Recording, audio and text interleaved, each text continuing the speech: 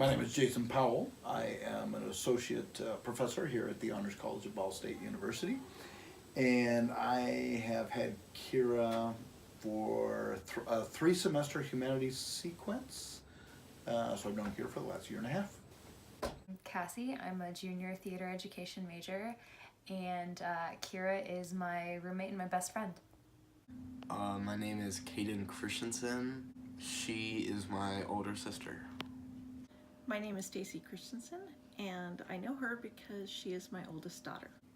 My name is Stephen Christensen, and I know Kyra because she's my daughter. My name is Clara Anderson, and this person I know as the oldest daughter of some very good friends of ours. My name is Peggy Rice. I am Kyra's aunt. Her favorite aunt, by the way. Well, I don't know if I'm allowed to say that, but she's my favorite niece. How about that? My name is Amy. I am a youth pastor, so I know her from church and working with her youth group. So I have known her for a little over 5 years. I'm Rachel Gifford, and I go to the University of Kansas, and I'm a behavioral neuroscience major. I know her through church. Hi, my name is Olivia, and I'm a college student at Ohio State. I know her from, we go all the way back to elementary school. We were in the same Girl Scout troop, and then we became best friends in 6th grade and have been ever since. My name is Keith Dwayne Klingenberg-Repko. And I know Kyra as a family friend and through our church. My name is Robbie Williford, and I know her through student leadership on campus. I would describe her as funny. She's very funny. She always makes me laugh. She can always make me laugh. Like very funny. Driven. When she has decided that something's going to happen, it's going to happen, by golly, and Lord help anyone who's standing in the way of her end goal. And she is driven. She has a lot of goals and seems really determined to reach them. I would describe her as a very outgoing. Bubbly is how I would describe her. Oh my goodness. A bundle of energy. As energetic, compassionate. I would describe her as one of the most big-hearted people I know. I'd say she's got a big heart. Very caring, loving, kind person. One of the most loyal and loving people I've ever met. Definitely like thoughtful. An incredibly creative thinker and an incredibly compassionate thinker. Her strengths are that she is a natural leader. Definitely leadership. She's also really knowledgeable. She's got a desire to learn and grow in a lot of different ways. She wants to learn, which is like something I don't understand. Willingness to learn and willingness to grow. She has a lot of grit when it comes to things that she cares about. She cares deeply. Her ability to empathize with other people. Empathy is number one.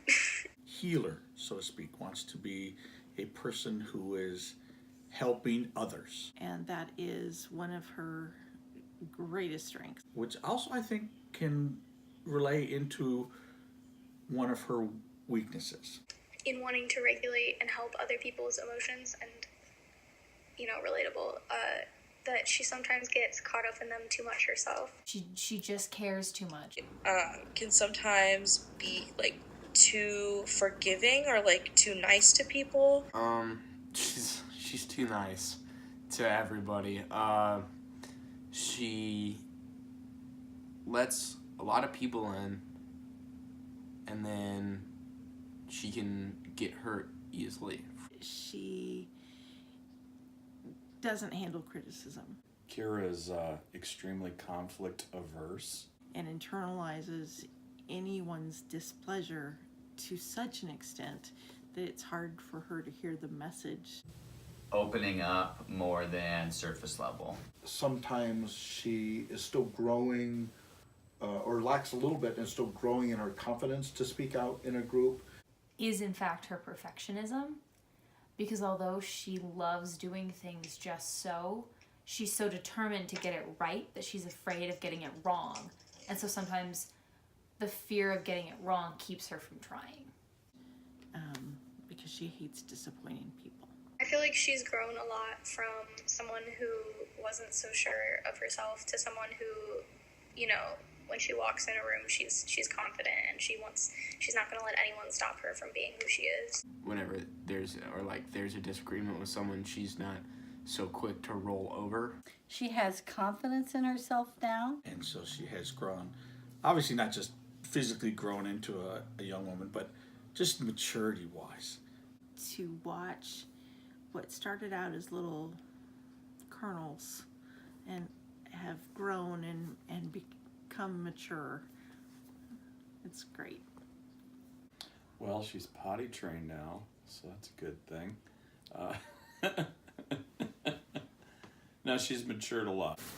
I don't know. Every memory that I associate with her is a happy one. She always makes me happy with her smile. This is going to sound awful, but Kyra makes me most happy when Ben and Case and I gang up on her and tease her. I had just broken up with, I think, one of my first few boyfriends, and I was really upset about it. And I went over to her house with another friend, and they were trying to cheer me up, and for some reason they decided on Dead Poets Society. She plays this innocent, hurt look like, how come everyone's gang up on me? But then she dishes it out, and she's so good at dishing it out, particularly at Ben and Case, but she dishes it out on me as well. I don't know, it sounds silly, but that day where they were just trying to make me feel better, even if we were watching a sad movie, there was something about being around good friends, especially like her, who want to make you feel better. It was just a good day. The Sunday night before school started was the first night I actually got to sleep in our dorm room, and we stayed up until 2 a.m. having a 4-hour heart-to-heart, and in that moment I just knew that Kyra had been put in my life, and this was God saying, this is a person that you need to have with you, and you should treasure her. The first time we had sort of a one-on-one conversation, she'd been going through a lot and just needed a safe space to share it. It was a really positive experience for me because it showed that she trusted me, which I really valued. That's one of the things I love about Kyra, just her willingness to be real. And I know I get to see that because I get to see her when she's at home. And, you can let down your hair and be yourself at home. But it's really, really cool to see her just kind of dance through life a little bit. And that lightheartedness, that really made me grin. It actually made me laugh out loud. So that was good. That she was just putting down all the defenses and all the walls and just being herself. And I loved that. And when she was younger, we went to the mall, and her younger brother was with us, and her younger brother was getting a lot of attention. Our parents were talking downstairs, and they were talking about, doing all this stuff for her, planning all this stuff out for her. And I said, don't worry about it. And she says, it's always the same. He always gets the attention, and I'm just left out. And in a weird way, it kind of made me feel excluded. So that, I was sad about that. It makes me sad when she has felt as if she doesn't deserve love or kindness. When I see her sad, it kills me. I don't think she's ever made me angry. I think that she's made me sad when I worry about her, both just in mental health and also taking care of herself. And that made me angry more at myself than at her, and at the world for putting her in a place where that frame of mind was even possible, because she's the sweetest human being I've ever met. And I remember being saddened by that because she's too young to experience that. That has to come with age. And that made me sad too, to know that she was struggling a little bit. One strong memory, she had 4 of her friends over. I don't know how long ago this was. I was probably in 2nd grade. And I didn't understand that she had friends over, and that meant she couldn't spend time with me. Spent most of the time helping that person, to, I wouldn't say to her detriment, but she obviously couldn't participate in much of other things was going on, but it was more important for her to be with that person. I knocked on her door, and I was like, "You hurt my feelings." And I remember her stopping everything her and her friends were doing and just spending time with me. And that happened many times. She was just that person that always was there if somebody needed somebody. Dive into the experience. She loved getting to know the other youth that we met up with, and she just thrived on that, and she would share that with the other kids in our group, and I loved having her on trips with us. Her last night was like at her house, and we were all like hanging out, and then like I was the last one to leave, and we just like cried in the driveway for like 45 minutes. When she graduated from high school, it was so fun to be part of the chaos of that day. Never fails. We were leaving the house late. We were like flying by the seat of our pants. She's getting dressed in her gown in the car, trying to get her hat to stay on with the bobby pins. And then we got to the parking lot, and we're walking. We have to kind of walk across a hill and over to the gymnasium or wherever it is that we were. And she had to go to the bathroom. And there's kind of like this outhouse or whatever. And I remember thinking, she's going to take the time to go to the bathroom right now? Are you kidding me? We're running late. She wasn't panicked at all. She had written a poem that was intense, and it was, I don't know how much of this I'm allowed to share.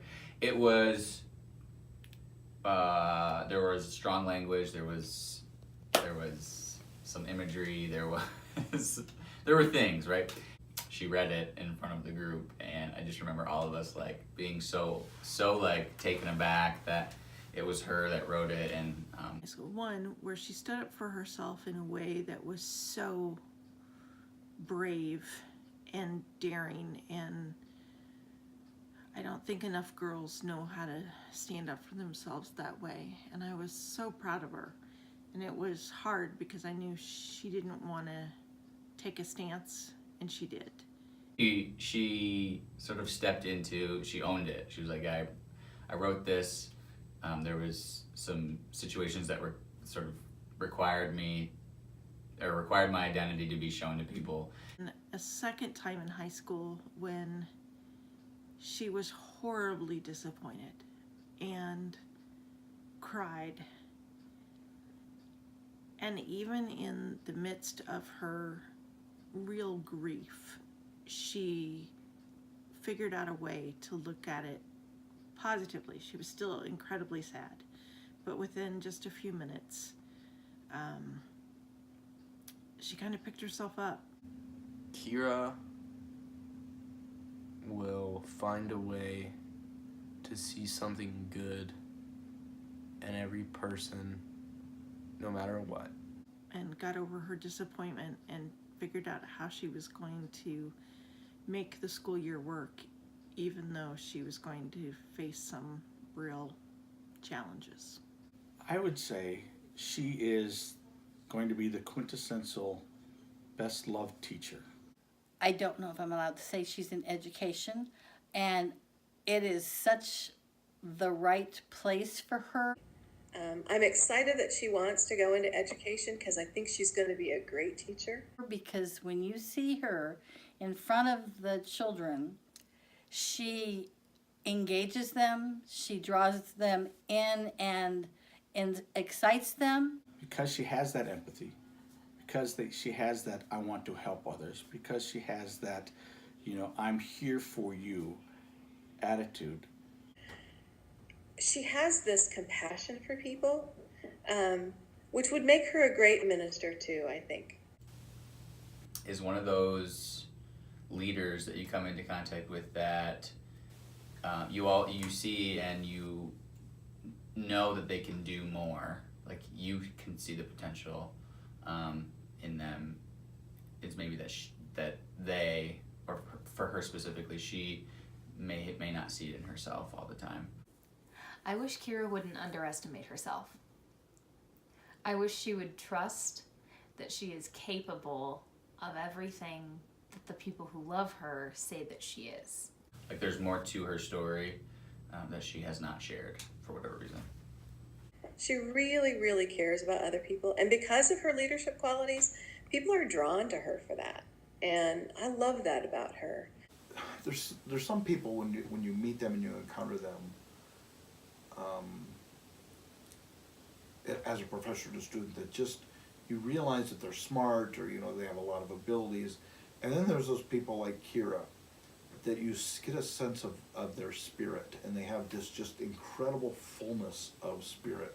Because that's all she gives to others. I mean, don't get me wrong, she's not a saint, but she does her absolute best. Even in their flaws and their shortcomings and their foibles and those things that they're, which we all have as people. But when you meet someone like Kyra, even if she frustrates people, that she knows better than she knows me, like family or something, but she always has that spirit about her, that willingness to grow, to learn, to seek out, the courage to be open to who she is and who other people are. And that's something you can never teach, something either you have it or you don't. And Kyra's one of those rare people who has it.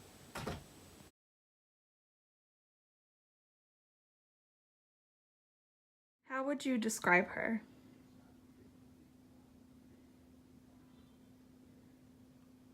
She's my daughter.